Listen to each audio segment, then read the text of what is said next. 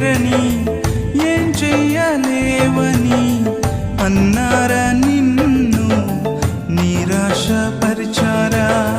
పురుగంటి వాడనని ఎప్పటికీ ఇంతేనని నా బ్రతుకు మారదు అని అనుకుంటూ ఉన్నావా? నేనున్నానన్న యేసు మాటను మరిచావా? కన్నీరు నాట్యంగా మార్చును చూస్తావా?